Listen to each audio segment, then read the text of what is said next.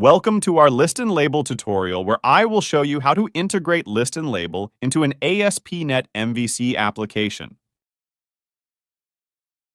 This is the most basic application I could think of that you might be able to show here. I'm going to start it, and as you can see, not much has happened yet. This is exactly the same as the WPF application that we had in the desktop tutorial. I just have an empty form, and when I click on it, nothing happens. But it's easy to see what we want to happen here. We want to have our web report designer behind this, and ideally with some kind of report that I have already prepared. I'm going to close this.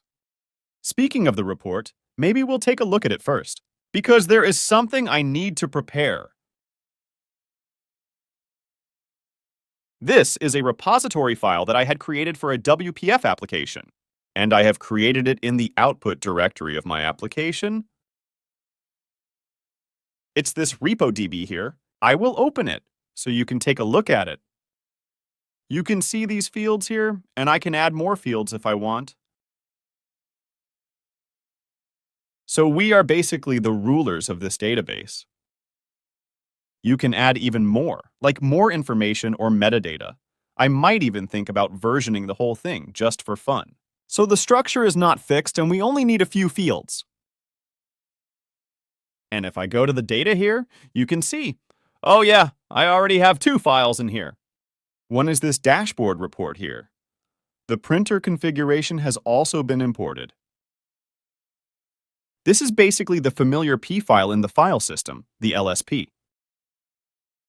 The fact that this is available on the web can be a feature.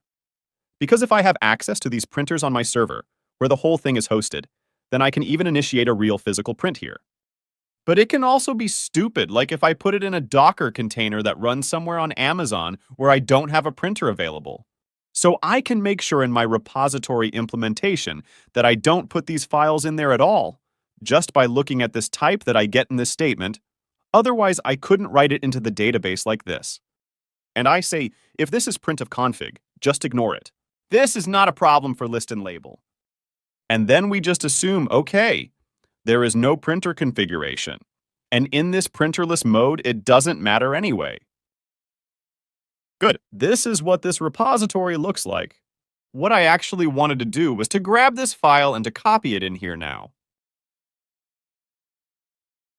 Okay, so I have copied this database into my app data directory. I'll show that in the code in a moment. And here I have my central database instance. In this case, it's here in my file system, but again, it could also be an Azure SQL database. It's just a connection string hanging behind it and a bit of implementation. You can make it whatever you want.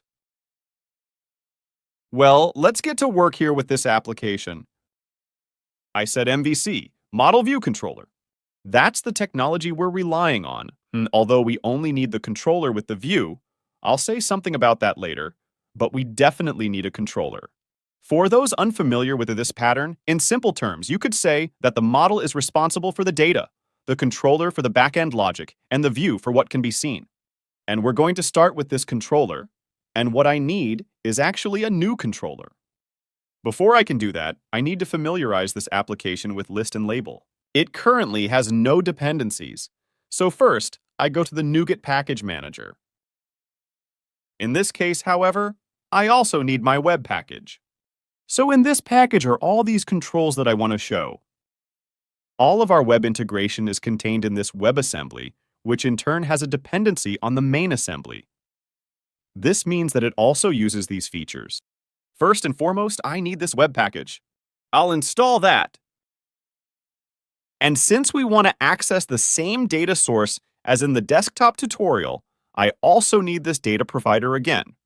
This means the SQL connection data provider. I'm also installing it now and accept all of this. So, step 1, the application basically knows list and label. Step 2, now add a new controller, right? So I say add controller. We can just take a completely empty MVC controller, I'll add it here, and I'll give it a name and call it webreportdesigner.cs.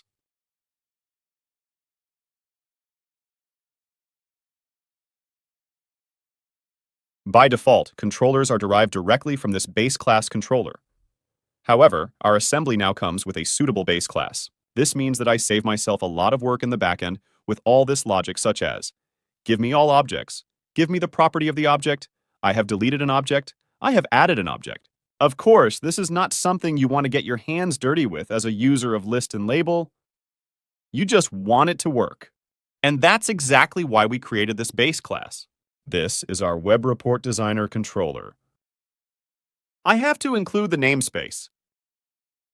And if I derive from that namespace, I don't really need to do anything. Almost nothing. But you might remember the desktop application tutorial. Of course, I have to provide a list and label object somewhere so that I can say, okay, I want to have this and this data available. And I need a repository. And those are two things that this base class, of course, cannot guess. In other words, these are the two things I need to do here if I want to implement this abstract class. So the Web Report Designer controller has only two abstract methods that need to be overridden. And those are the two things I just mentioned. Provide the list and label object and deliver the repository. This is separate here. In the desktop tutorial, we had this together. We simply finished the list and label object with the repository. The Web Report Designer, for example, needs the option of simply fetching the repository afterwards. For example, to display the list of files in the Backstage view or similar things. That's why it's divided here. There are these two methods.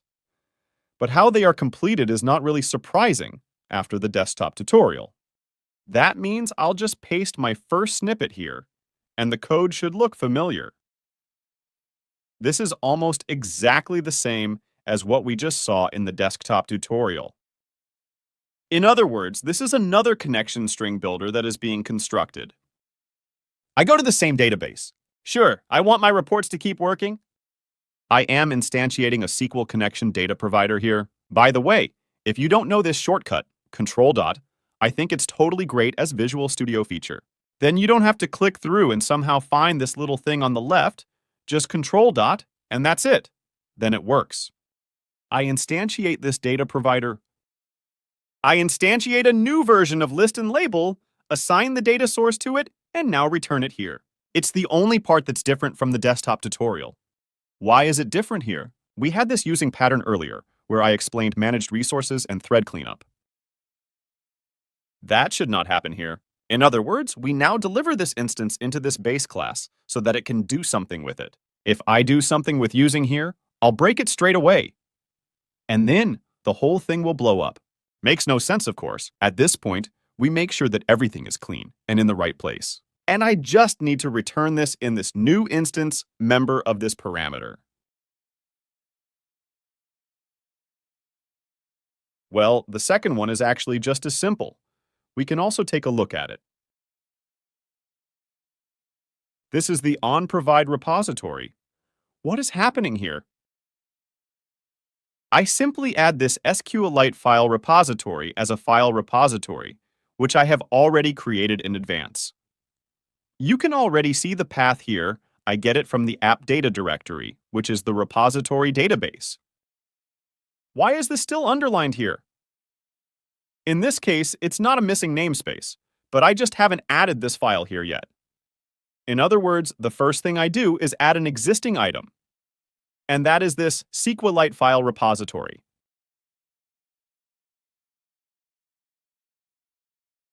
It is still underlined, so a namespace is actually still missing. Now I have it, and so the whole thing is neatly tidied up here. I hope that works so far. We'll see that in a moment. And I have implemented the two important things that concern list and label at this point, and my controller is finished.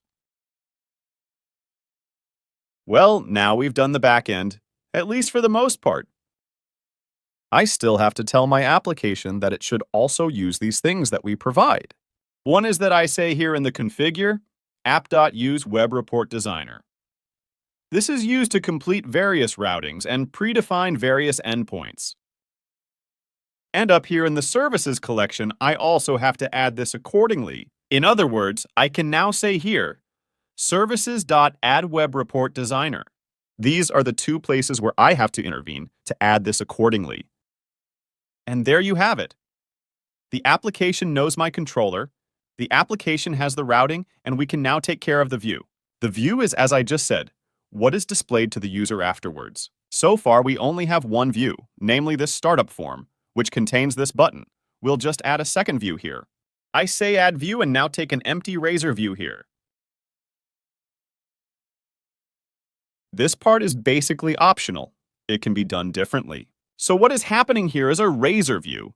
Although we use razor technology for our example here, the Web Report Designer can be used with any UI framework because of the way it is built.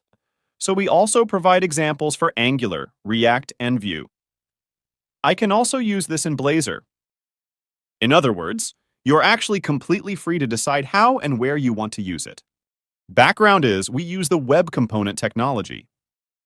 This is something that is relatively new, at least for us. I think it's been around for a few years, but we waited a bit until it was stable, and we were sure that it would stay that way, but then we jumped on the bandwagon. The beauty of it is that I basically only need one tag, Web Report Designer, somewhere in my HTML file, and a JavaScript include. And if I have these two things, then I can render the Web Report Designer at this point, where this tag is. This can be an iframe or a div tag on my page. It doesn't matter. The Web Report Designer integrates wherever the tag is. And in this respect, it doesn't matter what your front-end technology is. You can actually get this to work in any front end as long as the browser supports this technology. And all popular browsers now do this. Okay, but I want to use a razor view here so that I can also show you our MVC helper. I'll call this view Web Report Designer and delete this boilerplate code and simply insert the finished view here.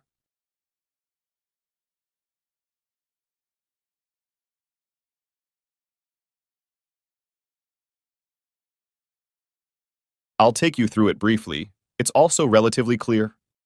In other words, this is basically just an empty HTML page that now only uses this MVC helper here. And it does nothing other than render this Web Report Designer HTML tag I just mentioned with a few attributes that I can still specify here using this option. In other words, there's no great magic behind it, unlike this controller, for example, but it's actually relatively straightforward what this thing does. This actually only renders this tag for me, and I can fine-tune the whole thing here with various options. I have access to authentication tokens and authentication types that I can hand over. I could resubmit the backend URL if this is hosted somewhere else. I have the possibility to work with custom data. In other words, I can simply memorize who I am and then ask about it later. You may know this from some of our APIs. And I could define a project in advance if I wanted to. But you don't need to set anything now. I'm just going to leave this default option as we have it in this view. Well, we have the controller, we have the view. Now, something has to happen for it to be called up. And here we have this button in our startup form. And you can see that it's basically calling itself at the moment. And of course, we don't want that. We want to call up our Web Report Designer at this point. In other words, this is simply another call that goes to the backend of the startup controller. And then I have to give this startup controller the opportunity to call up our lovingly built views. Maybe I've lost one or two people now? I hope not. But I'll come full circle in a moment. In any case, now I have this. So we started with the controller, derived from our controller, provide list and label, provide repository. That was all I had to do there. In the startup CS, I added the services and told the app to use the whole thing. I have added a view that renders this tag. And now I have just clicked behind this button to call this method here, which should then return my Web Report Designer view. And that actually concludes everything.